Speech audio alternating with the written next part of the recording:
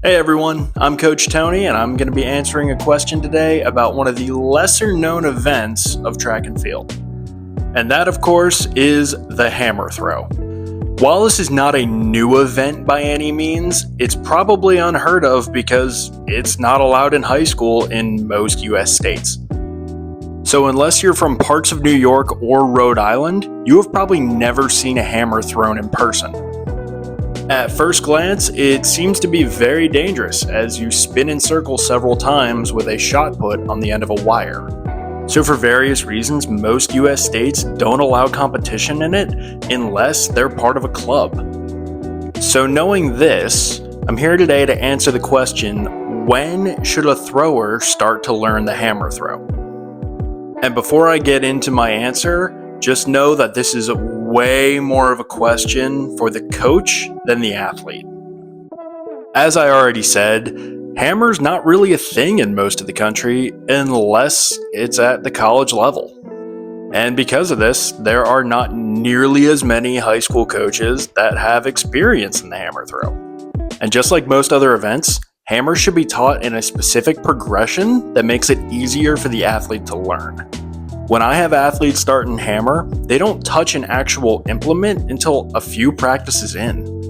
They're holding things like broomsticks and golf clubs and crutches and things along those lines to understand what a turn is supposed to look like.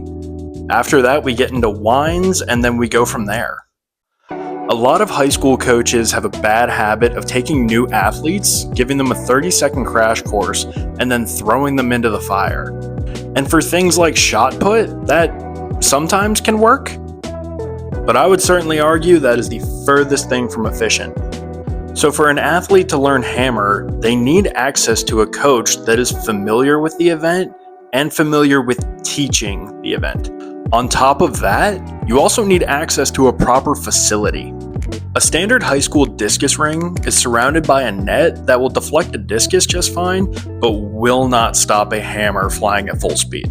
At the college level, to be able to host a hammer competition, you have to have a very specific cage, not just a net.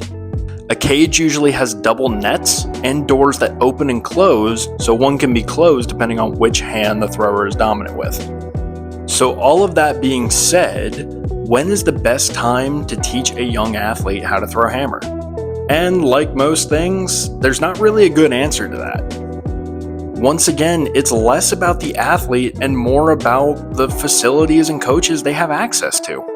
If an athlete has access to a coach that knows how to teach it and has some experience throwing it before, as well as a facility to make sure everyone around them is safe, I don't really think there's a bad age to start learning. But if the athlete has a coach that maybe just learned the same way everyone else does, or doesn't have access to a facility that's going to keep everyone safe, it's not a good time to learn it. There are lots of fantastic hammer coaches throughout the country and a lot of great facilities to learn in. As long as an athlete can learn at their own pace and throw it in a place where no one's going to be in danger of it, then you can learn it in middle school, you could learn it in high school. I don't really think it matters.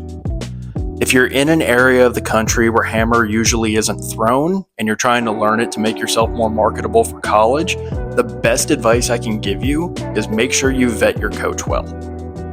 Don't be afraid to ask them questions like, how are we going to get started and what's the best way to learn this? A good coach will have no issue answering those. If you're looking to get started and you need help, feel free to email me directly at tnthrowscoaching@gmail.com or fill out the link in my bio. I hope this helps. Throw far.